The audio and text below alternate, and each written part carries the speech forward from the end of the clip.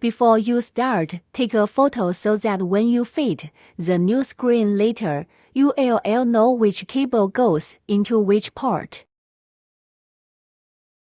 Then disconnect all the cables.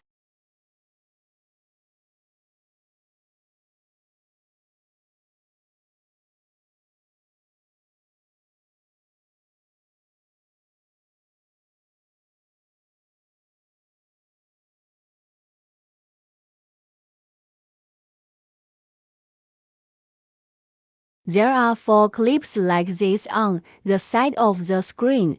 You'll need to remove them all. Then you can take the screen out.